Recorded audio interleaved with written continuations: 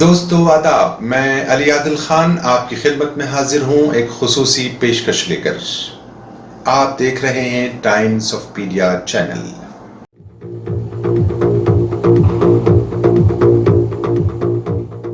اعوذ باللہ من الشیطان الرجیم، بسم اللہ الرحمن الرحیم۔ ان اللہ وملائکتہ یصلون علی النبی یا ایھا الذین آمنوا صلوا علیہ وسلموا تسلیما، صدق اللہ العظیم۔ کہ محمد سے وفا تو نے تو ہم تیرے ہیں، یہ جہاں چیز ہے کیا لوح و قلم تیرے ہیں۔ علامہ نے یہ بہت پہلے بات کہی تھی، بہت عمدہ بات۔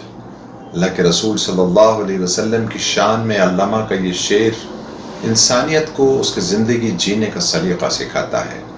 اس میں علامہ کہتے ہیں کہ اگر کوئی شخص یہ چاہتا ہے کہ پوری مخلوق اس سے محبت کرے تو اس کو چاہیے کہ وہ نبی علیہ السلام سے محبت کرے، اور فرمایا کہ محمد سے اگر تو نے وفا کی، محمد سے اگر تو نے محبت کی تو یقین مان پھر تجھے کسی چیز کی ضرورت محسوس نہیں ہوگی، میں تیرے ہاتھ میں لوح و قلم دے دوں گا، یعنی تو اپنی قسمت کو خود لکھ لے، جو چاہے اپنی قسمت میں تو لکھ سکتا ہے۔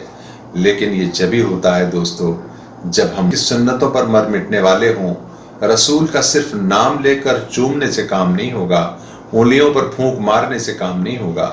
دین پھونک مارنے کا نام نہیں ہے اور نہ پھونک مروانے کا نام ہے، بلکہ دین تو عمل کا نام ہے۔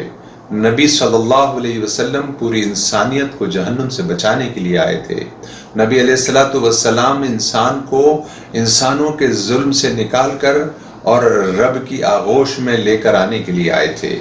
جب انسان رب سے اپنے تعلق کو جوڑ لیتا ہے تو پھر رب اس کا ہو جاتا ہے، اور جب رب کسی بندے کا ہو جائے تو پھر دھرتی والے بھی اس سے محبت کرنے لگتے ہیں۔ چنانچہ اس شعر کا مطلب بھی یہی ہے۔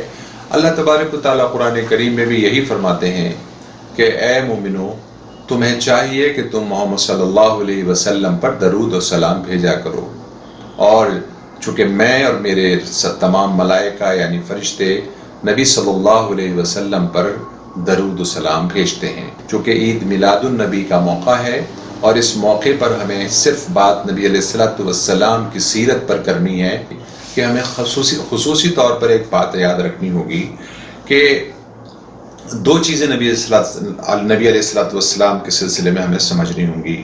ایک تو فکر رسول ہے اور ایک ذکر رسول ہے۔ درود و سلام ذکر رسول میں آتا ہے، اور پوری انسانیت کو جہنم سے بچانے کی کوششیں اور کاوشیں کرنا یہ فکر رسول میں آتا ہے۔ چونکہ فکر رسول کیا تھی؟ پوری انسانیت کو جہنم سے بچانا، پوری انسانیت کو اللہ کے غضب سے بچانا، پوری انسانیت کو ہمیشہ کی جنت کی طرف لے جانا، یہ آپ صلی اللہ علیہ وسلم کی پوری زندگی کا مقصد تھا، یعنی آپ کا یہ فکر تھی۔ اب جو ذکر ہے، لوگ ذکر کر کے سمجھتے ہیں کہ شاید کام ہو گیا، کچھ لوگ فکریں کر کے سمجھتے ہیں کام ہو گیا۔ دوستو ایک کمبینیشن بنانا پڑے گا، فکر و عمل کا ایک کمبینیشن ہوگا، فکر و ذکر کا ایک کمبینیشن ہوگا۔ اپنے معاملات اور کردار اور اخلاق کا جو ہے وہ ہمیں خیال اور لحاظ کرنا ہوگا۔ ہمیں سب سے بنیادی طور پر آپ صلی اللہ علیہ وسلم کی ایک حدیث مجھے یاد آتی ہے۔ آپ صلی اللہ علیہ وسلم سے کسی صحابی نے پوچھا کہ آپ کے بعد سب سے اعلیٰ انسان کون ہوگا؟ تو آپ صلی اللہ علیہ وسلم نے فرمایا جس کے اعلیٰ اخلاق ہوں گے۔ آج ہمارے اخلاق بہت خراب ہیں، سب سے برے ہیں۔ ہم عاشق رسول خود کو کہتے ہیں، نبی کا امتی کہتے ہیں، ہم اپنے آپ کو مسلمان ہونے کا دعویٰ کرتے ہیں، لیکن سچائی یہ ہے دوستو کہ ہم نبی علیہ السلام کی سنتوں کے آس پاس بھی نہیں دکھائی دیتے۔ ہمارے معاملات، کردار، اعمال، اخلاق، تہذیب، تمدن، معاشرت سب ہمارے نبی صلی اللہ علیہ وسلم کے خلاف ہے۔ پھر اس کے بعد ہم کہتے ہیں کہ ہم پر ظلم ہوتا ہے۔ نہیں، خدا کی قسم، نبی صلی اللہ علیہ وسلم سے عشق کرنے والوں پر ظلم ہو ہی نہیں سکتا۔ یاد رکھو، جو شخص نبی سے محبت اور عشق کرے اور ان کی سنتوں کو زندہ کرنے کی محنت کرے، ان کی فکر کو اپنی فکر بنا لے اور پوری انسانیت اور پوری مخلوق سے محبت کرنے لگے، تو لوگ آپ سے محبت کریں گے، لوگ آپ کی بات کو مانیں گے، ظلم کا تو سوال ہی نہیں پیدا ہوتا۔ اس کے علاوہ دوسری حدیث اللہ کے رسول صلی اللہ علیہ وسلم نے فرمایا کہ جو شخص بنا کسی وجہ کے، بنا کسی شرعی عذر کے، جائز وجہ کے اپنے یا پڑوسی کو ستاتا ہے تو پھر یاد رکھے کہ وہ جنت کے قریب بھی نہیں آ پائے گا، جنت کی خوشبو بھی نہیں سونگھ سکے گا۔ جو لوگ اپنے آپ کو جنتی ہونے کا دعویٰ کرتے ہیں وہ دیکھ لیں کہ ان کے پڑوسی، ان کے ماں باپ، ان کے رشتہ دار، ان کے کنبے والے ان سے راضی ہیں یا ناراض ہیں۔ آدمی کو چاہیے کہ وہ پہلے اپنے سراؤنڈنگ کو بہتر کرے اور اپنے لوگوں کے ساتھ اپنے معاملات کو اچھا کرے۔ پھر اللہ کے رسول صلی اللہ علیہ وسلم کی تعلیمات میں یہ بات اہم ہے کہ ہم لوگوں کی خدمت کرنے والے ہوں، ہمارے اندر ماننے کا جذبہ پیدا ہو، ہم اپنے حقوق کو معاف کرنے والے ہوں، ہم دوسروں کے حقوق دینے والے ہوں، اپنے فرائض کو انجام دینے والے ہوں۔ یہاں معاملہ الٹا ہے کہ ہم اپنے حقوق لینے کے لیے جھگڑے کرتے ہیں لیکن ہم دوسروں کے حقوق مار لیتے ہیں۔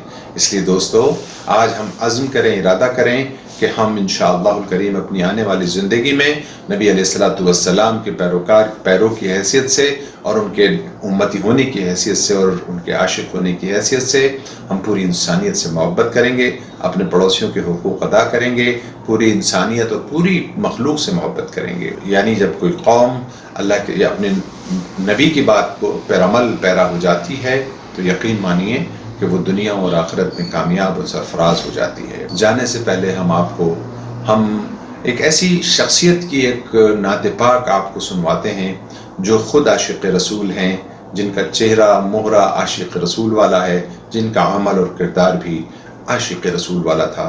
میرے بھی وہ محسن تھے اور وہ انسانیت کے بھی محسن رہے۔ محبت کرنے والے نبی سے جناب بیکل اتساہی صاحب، جناب بیکل اتساہی صاحب جہاں ایک طرف کویتائیں لکھ رہے تھے، جہاں ایک طرف وہ اشعار لکھ رہے تھے، وہ دیوان لکھ رہے تھے، وہاں دوسری طرف وہ رسول پاک صلی اللہ علیہ وسلم کی شان پاک میں نعت بھی لکھ رہے تھے۔ تو ناظرین ملاحظہ فرمائیں جناب بیکل اتساہی صاحب کی نعت شریف کے یہ چند اشعار۔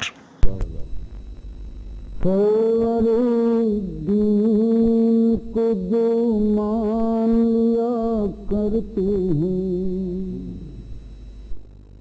سرور دین کو جو مان لیا کرتے ہیں، سرور دین کو جو مان لیا کرتے ہیں،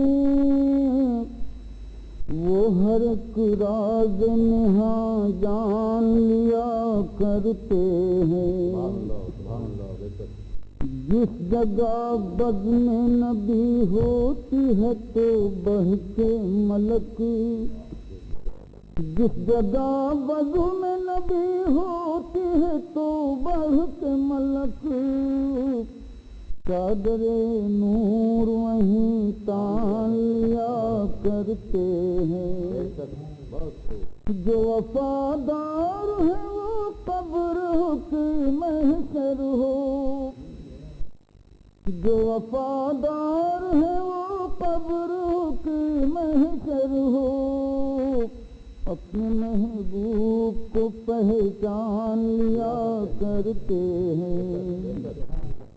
سرور دین کو جو مان لیا کرتے ہیں، وہ ہر ایک راز نہاں جان لیا کرتے ہیں۔ دوستو، اگر آپ کو یہ پروگرام پسند آیا ہو تو آپ سے درخواست ہے کہ آپ اس ویڈیو کو شیئر کریں، لائک کریں، اور اگر آپ چینل کو سبسکرائب بھی کر لیں تو آپ کی عنایت ہوگی۔ شکریہ بہت بہت۔